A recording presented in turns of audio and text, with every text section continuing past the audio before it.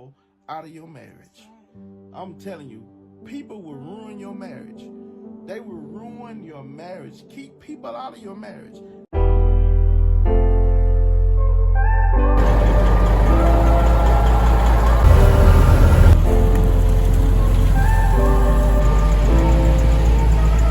Without God, it won't work.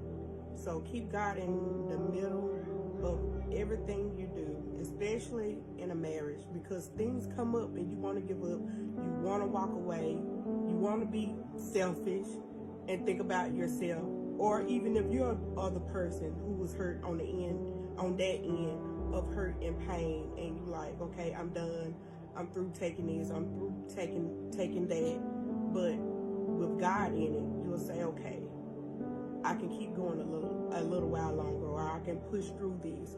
But without God, I mean, nobody is perfect. Things are gonna happen, okay? It's inevitable. Things are going to happen.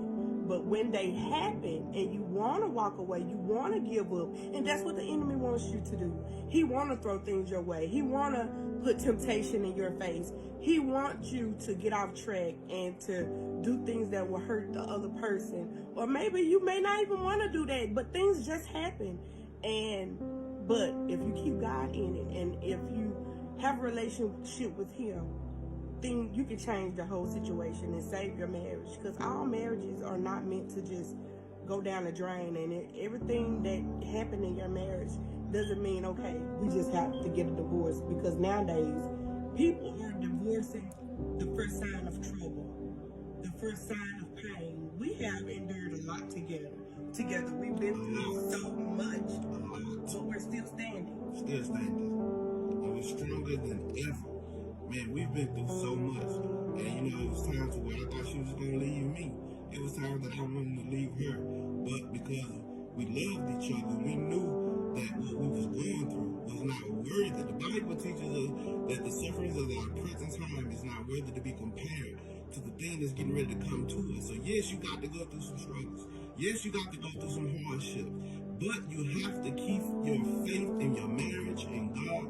And with God, I tell you all the time, if God is in control, you ain't got nothing to worry about. The Bible lets us know in Romans 8:28 that we know that all things work together for the good of those who love the Lord according to His purpose. So therefore, if you love God, God will spend time to love back on you. He will love you back, to love you enough to invest back into you. So if you pour into Him, He'll pour back into you. The Bible teaches us that if we draw near to Him, He'll draw near to us. And that's what you have to do in your marriage. You have to draw your marriage closer to God, so God can be there in the hard times to pour back into your marriage. Because I'm telling you, there are going to be times that you guys want to walk away from your loved ones. They're not going to wake up every morning pretty, or they're not going to wake up every morning with a good attitude. People are going to have their ups and their downs, but you as a spouse have to be there for them no matter what they go through. The Bible teaches us that we have to go through those things, and if we withstand those things, we got God. And you have to know this. If you know for a fact that God has told you, this is your husband, this is your wife, and you go in this thing knowing that, okay, this is my husband, and God said this is my husband. When things come your way, when your trials, whatever it is, come your way to knock you and your husband down, I always remember, God said this. This is my husband. This is my wife. Yeah, we're having a trying time right now. Yes, it hurt. No, it does not feel good. But that's when you got to figure out, this is what I'm made. What am I made of? What am I made of? Why did I get married? Did I get married because of the materialistic things? Did I get married because I was happy at the time? Sometimes you're not happy, but you have to choose happiness. You have to choose to move through whatever it is that you're going through. And you have to understand it, and this is a good Bible verse. Back in the Bible, there's a story about David. When David lost his wives and children to the Amalekites, David made a decision to where he wasn't going to sit there and let the Amalekites take his family. And that's the kind of decision you have to make as a spouse. You have to make a decision that, look, I'm not going to let nothing come in between my family, my wife, or my husband. I'm gonna fight with everything that I got, even if I got to fight with tears in my eyes, even if I got to fight while I'm crawling on the floor. I'm gonna give it my all, because at the end of the day, my spouse is worth it, my family is worth it, especially if you got kids. Man, divorces are hurting kids, and that's something that you don't want to put your kids through. Like she said, you can't be selfish in it. You cannot be selfish in a marriage. You cannot be. I can't stress that enough.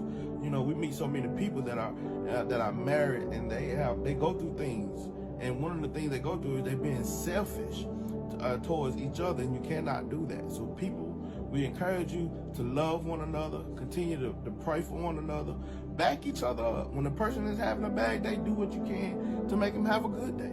You know, so therefore, you know, we encourage you, like we said, love one another, encourage one another, and be there for one another.